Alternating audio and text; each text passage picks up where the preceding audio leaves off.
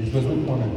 Monsieur le Président de la région Sud, Monsieur le Vice-président de la métropole Aix-Marseille-Provence et ministre, Mesdames et Messieurs les élus, Monsieur le sous-préfet, Monsieur le Président du pôle compétitivité SAFE, cher Riyad, Mesdames et Messieurs les officiers généraux et officiers, Monsieur le général commandant de l'espace, Monsieur le directeur général de l'Agence d'innovation de défense, Mesdames et Messieurs les présidents et directeurs généraux, Mesdames et Messieurs, je suis très heureux de participer à cet événement majeur pour notre territoire et son rayonnement national. En fait, je pense que c'est une magnifique occasion qui nous est donnée de montrer à quel point la région Sud est un espace d'innovation. Je pense que ça a été bien illustré par Olivier à l'instant avec des projets comme le projet Stratobus. Naturellement, en ce qui me concerne, ce territoire me tient tout particulièrement à cœur, car Thales Alenia Space, qui est un acteur majeur de la chaîne mondiale que j'ai l'honneur de diriger, avec ses 8000 collaborateurs présents dans 9 pays européens, bénéficie d'un ancrage très solide dans la région sud. Alors, on a des sites tout particulièrement de très haute technologie, avec des implantations à Cannes, mais également à Aix-en-Provence. Et notre site de Cannes, qui regroupe 1100 personnes, est à la fois le siège de notre société, mais aussi le plus grand centre d'intégration et de tests de satellites en Europe. D'ailleurs, c'est une fabuleuse histoire industrielle et technologique qui a débuté dans les années 20, dans les 20 du siècle dernier, on est bien d'accord, par la fabrication d'hydravions, d'avions, d'équipements de lanceurs pour arriver à une industrie satellitaire de pointe qui est aujourd'hui unique au monde. Alors, la filière spatiale constitue sans aucun doute un socle de compétences exceptionnelles dans la région. Autour de cette activité gravite tout un écosystème qui est constitué de PME, de TI, de laboratoires de recherche et d'entreprises de haute technologie qui sont sources d'emploi et comptent parmi les acteurs économiques incontournables de la région. Alors, je ne pensais pas vous parler uniquement de Thales Alenia Space ce matin, mais je voulais vous parler plus particulièrement des enjeux de souveraineté spatiale, qui est un sujet particulièrement important en ce moment. Parce qu'effectivement, dans le contexte géopolitique actuel, et avec un conflit qui est aux portes du continent européen, la souveraineté est un enjeu clé à la fois pour la France et pour l'Europe. Alors j'aborderai ce sujet suivant 3 axes.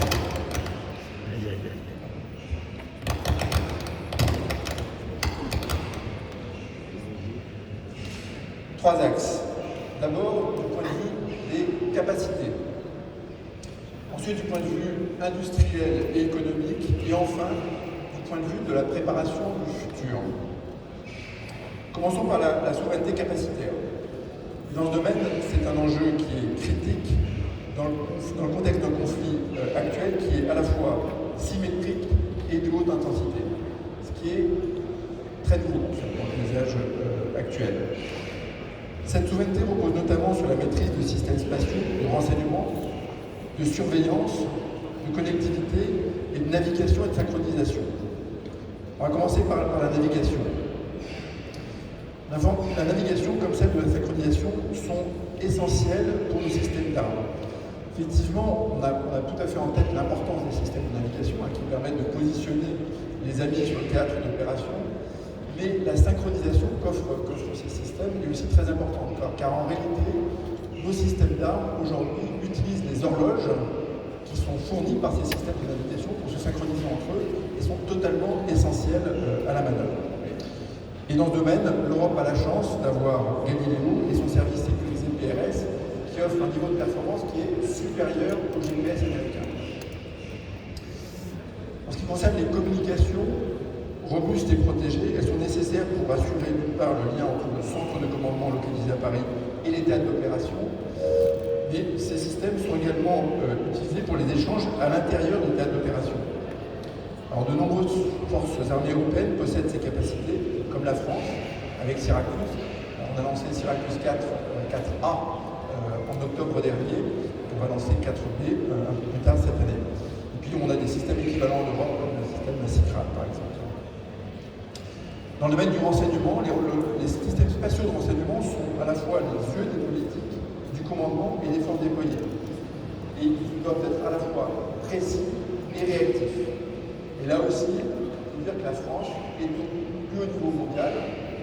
lancé très récemment CSO1 et CSO2 qui, je pense, sont au meilleur niveau mondial, à un niveau équivalent à ce que peuvent proposer les Américains. Et on a l'équivalent dans le domaine des radars avec le système italien qui s'appelle Cosmos Skymed, qui lui en est à sa deuxième génération. Donc en synthèse, la France et l'Europe sont très bien positionnées dans tous ces domaines car elles ont la chance d'avoir de grands industriels maîtres d'œuvre comme Thales Alenia Space et une filière d'équipementiers parmi les meilleurs au monde qui ont la capacité de développer de tels systèmes. Alors j'en viens à mon deuxième point. Donc justement, la souveraineté européenne passe justement par une souveraineté industrielle, c'est-à-dire par la capacité à pouvoir concevoir, développer et déployer de manière autonome des systèmes stratégiques. Cette autonomie dans la maîtrise des systèmes spatiaux passe par le maintien en France et en Europe de compétences et d'expertise technique clés. Pour maintenir et entretenir son autonomie industrielle, la France et l'Europe doivent à la fois mettre en place des chaînes d'approvisionnement nationales et européennes autonomes, mais également, c'est très important pour maintenir ces compétences, lancer des grands projets spatiaux opérationnels afin de maintenir les compétences techniques et de ces industriels au tout meilleur niveau mondial. Alors, toutefois, cette ambition, elle nécessite que la France et l'Europe sachent préserver leur souveraineté économique afin d'être en capacité de planifier les investissements afférents de court, moyen et long terme. On ne peut pas nier qu'on est dans un contexte de ressources budgétaires rares, et donc, de ce point de vue, il est important de capitaliser sur les synergies et les complémentarités qui sont propres au domaine spatial, dans le but d'optimiser les efforts en ressources et en moyens. Alors, quelles sont ces synergies? Je vois des synergies de deux ordres. D'abord des synergies dans le mix entre défense et civil, mais aussi dans le mix entre système souverain et système export. En fait, le spatial, je dirais historiquement, s'est toujours nourri de ces deux dualités, tout particulièrement pour les principales applications sociétales de l'espace, alors que sont la navigation. La navigation, c'est absolument évident. Un système comme Galileo est par nature dual, avec des applications militaires et civiles. C'est également vrai dans le domaine de l'observation. Vous savez que Thales Alenia Space est très présent, par exemple, sur le programme Copernicus, qui est un programme d'observation de la Terre à des fins de monitoring de l'environnement.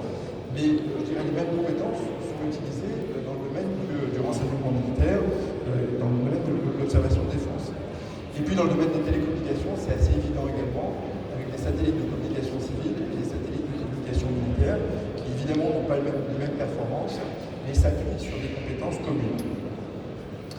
D'ailleurs, j'aime à rappeler que le secteur spatial est un contributeur net à la balance commerciale européenne. Le surplus généré par l'industrie spatiale européenne est d'environ 1,5 milliard d'euros par an sur les 10 dernières années.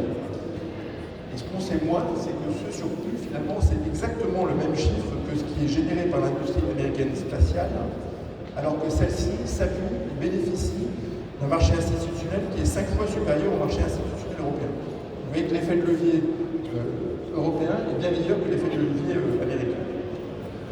Un petit cocorico. Alors je terminerai mon intervention sur la préparation du futur.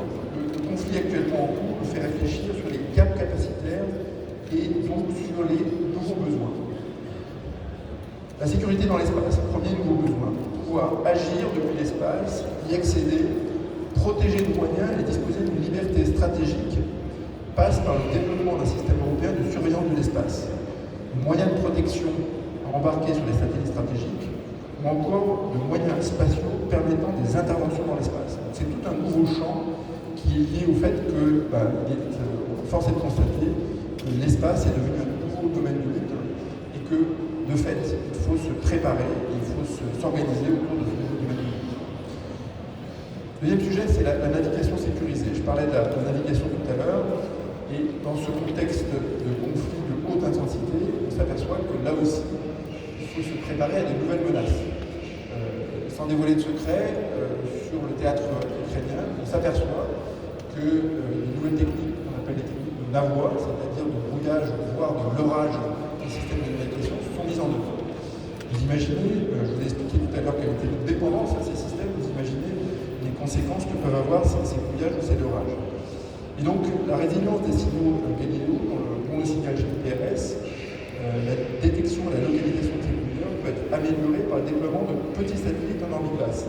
C'est ce qu'on appelle le LEO-PNT. En fait, c'est des systèmes de satellites à orbite basse qui vont répliquer le système de navigation, les signaux de navigation qui proviennent de Galileo, avec un plus fort signal et puis la capacité à mieux résister aux coups.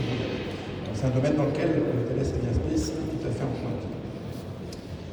Autre gap capacitaire sur lequel il faut qu'on travaille, c'est la détection de départ de missiles balistiques. C'est ce qu'on appelle l'alerte avancée. Et là aussi, on a une compétence. Alors, je vous parlais de synergie entre le monde civil et le monde de la défense.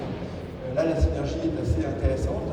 Il se trouve qu'on réalise, dans le domaine de la météo, un satellite de troisième génération qui s'appelle Météo Third Generation, qui est un satellite géostationnaire qui a des capteurs infrarouges. Bien, ce type de capacité, évidemment avec des performances différentes, peut être utilisé pour l'alerte avancée. Je termine par les communications sécurisées. C'est justement l'objet du programme EU Connectivity qui est porté par le commissaire Breton et pour lequel Thales Alenia Space, fort de son expérience plus que décennale dans les constellations, saura proposer des solutions compétitives et performantes. Donc en conclusion, vous l'avez compris, nous sommes passionnés, enthousiastes, prêts à relever de nouveaux défis, envisager de nouvelles collaborations pour un monde plus sûr et mieux préservé. Nous continuons à mettre l'innovation au cœur de nos activités pour protéger nos populations, pour géolocaliser et connecter les personnes et les objets partout dans le monde, pour observer notre planète et en optimiser les ressources, et pour continuer à explorer notre système solaire. Thales Alenia Space a la conviction que l'espace apporte une nouvelle dimension à l'humanité pour bâtir une vie meilleure et durable sur Terre. Et notre aspiration se résume en 3 mots: Space for Life, l'espace pour la vie. Je vous remercie pour votre attention.